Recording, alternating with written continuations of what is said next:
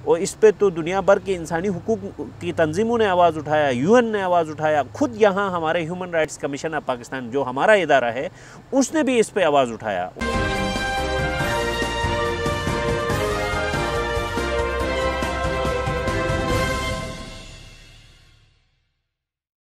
अस्सलामुअलैकुम नाजरीन, गुज़िश्ता दिनों गांव अचूरा तहसील गुरेज डिस्ट्रिक्ट बांडीपुरा के दो नौजवानों को सिक्योरिटी फोर्सेस ने उस वक्त गिरफ़्तार किया जब वो जासूसी की गरज से पाकिस्तानी सरहद में दाखिल हो रहे थे। उनका एतराफ़ी बयान भी सामने आ चुका है।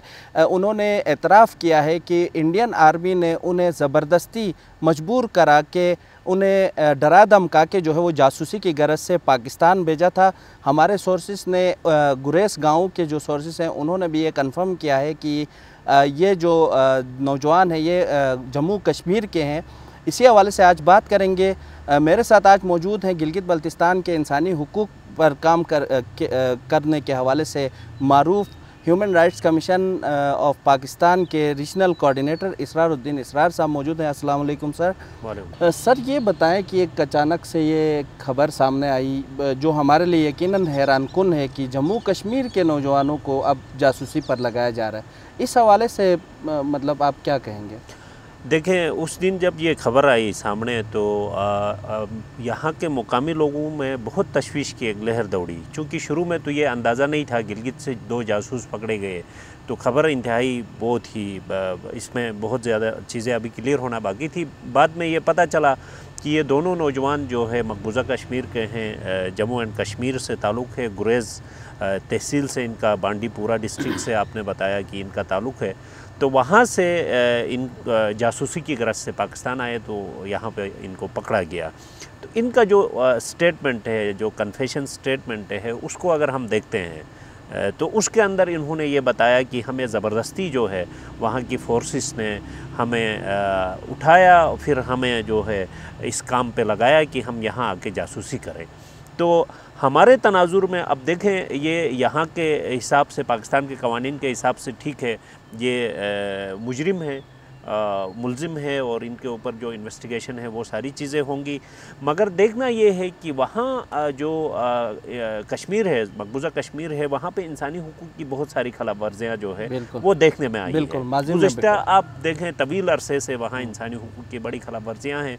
वहाँ के लोग एक मुश्किल सूरत हाल से दो चार हैं। बिल्कुल, लॉकडाउन आपने देखा वहाँ पे कितना अरसा रहा, ठीक है। उसके अलावा वहाँ पे जो पॉलिटिकल मैनेजमेंट के लिए जिस तरह की चीज़ें की गई, उसके नतीजे में लोग बाहर निकले, फिर कर्फ्यू लगाया गया, टसल्स हो गई।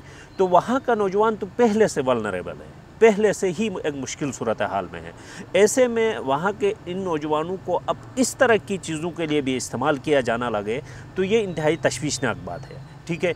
अब इस पूरे खिते के अंदर आप देखें, कश्मीर के जो नौजवान हैं उनको उनके साथ एक हमदर्दी पाई जाती है, क्योंकि वहाँ एक स्ट्रगल है ना लोगों की। ये भी एक तरह से ज़्यादती है, जुल्म है इंडियन आर्मी की तरफ से या इंडिया की तरफ से कि उन मजलूम नौजवानों को जो है वो आप बहला फुसला के या आप उनको डरा धमका के जो है वो एक गलत रास्ते पर लगाते हो और एक दूसरे मुल्क में जासूसी की गरज से भेजते हो, उनकी फैमिलीज़ को आप थ्रेट करते हो। बिल्कुल, तो अभी उन्होंने अपने बयान में यही रिक्वेस्ट किया है। अब मैं इसी की तरफ आ रहा था कि उन्होंने एक तो कन्फेशन किया कि हम यहाँ आए थे जासूसी की गरज से, फिर उन्होंने साथ में ये बताया कि हमारी पीछे जो फैमिलीज़ हैं वो इस वक्त जो है ख़तरे से दो चार हैं, वो इनसिक्योर हैं। ज़ाहिरी बात है, उनका घर होगा, फैमिली होगी, ख़ानदान होगा।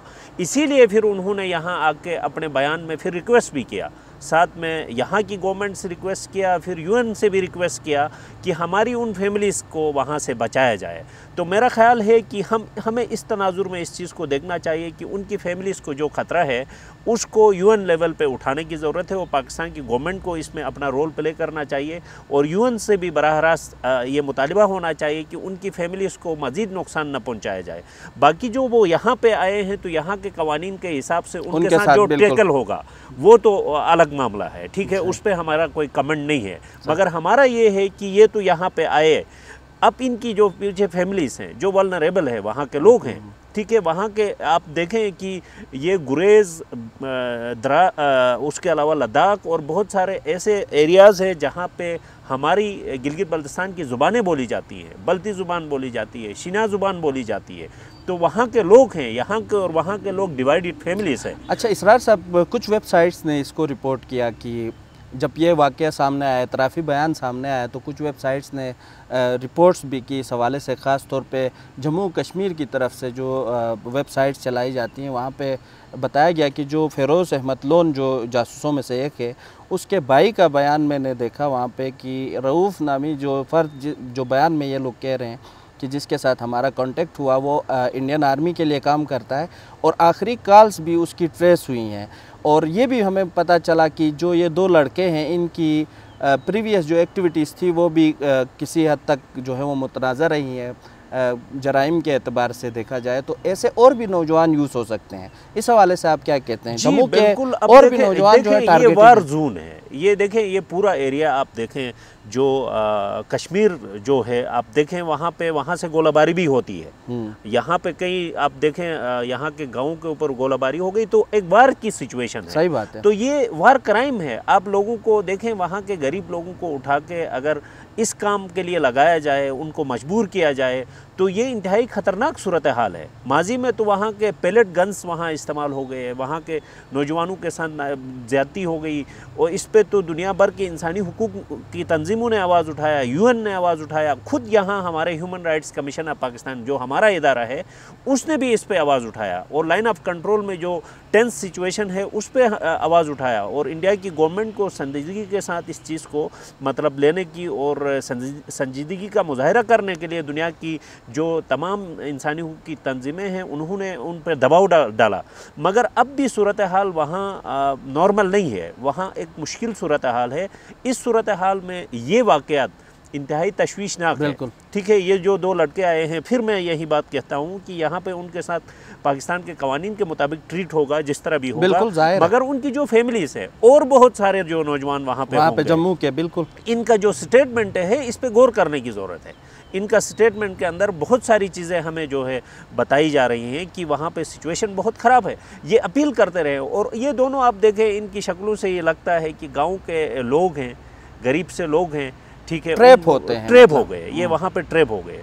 तो मेरा ख्याल है कि अच्छा इन्होंने अपने बयान में बड़ा वो आखिर में बिल्कुल रोने लगा था फ़िरोज़ अहमद लोन में, वो फरियाद कर रहा था कि यूनाइटेड नेशन जो है इसमें किरदार अदा करे। जी जी, तो कैसे किरदार अदा कर सकती है being a human right activist? बिल्कुल कर सकती है। देखिए यूनाइटेड नेशन का लास्ट का जो ह्यूमन राइट्स की रिपोर्ट आई है उसके अंदर मकबूजा कश्मीर की सूरत हाल पे तफसीली बातचीत है।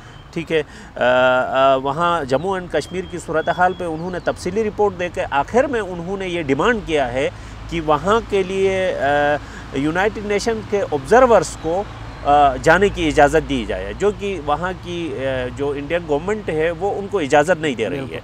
तो ये डिमांड फिर से दोहराने की ज़रूरत है इस वाक़े के बाद भी।